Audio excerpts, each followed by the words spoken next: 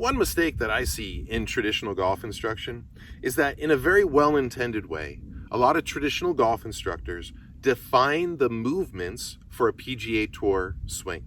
And then they ask you to recreate them. PGA Tour Pro puts the club into position A, and then position B, and then position 3, position 4, throughout the swing. There's all this micromanagement of the movements.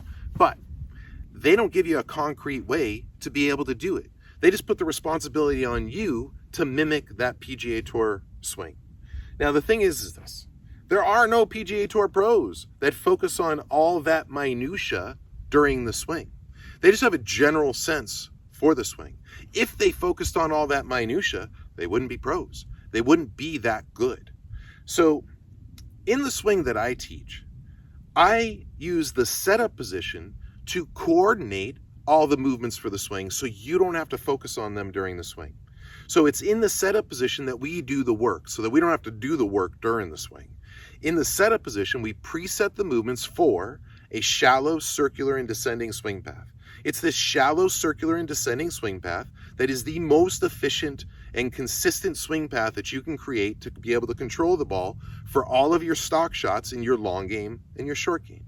And it's actually quite great that our bodies are remarkably well equipped to create this shallow, circular, and descending swing path.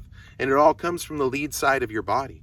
That's why when you hit a good shot, it feels so good and it feels so effortless. It's because the lead side of the body finally got to do what it wants to do. You just didn't realize it, so you go pursuing the recreation of that, usually through movements. And once you start to move, you start to detach yourself from what actually occurred during the swing. And that's why those moments are so fleeting. In the swing that I teach, we preset the movements in the setup position for this shallow, circular, and descending swing. And it's as simple as this. It's as simple as loading into your forward side so that your lead side is the dominant side in the swing. When I pivot close, I'm doing two things. I'm presetting the swing path, but I'm also putting my right side or my trail side in a supportive position during the swing. The further forward your trail side is during the swing, the more dominance it has. The further back it is during the swing, the more supportive it becomes.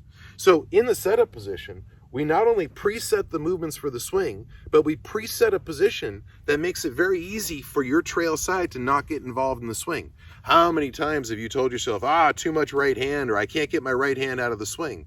Well, you can't get your right hand out of the swing unless you change its setup position. And once you change its setup position, it's very easy to get your right side out of the swing. So it's all about understanding that if you use your body properly in the setup, you can coordinate the movements for an ideal swing so that during the swing, all you have to focus on is keeping your weight still.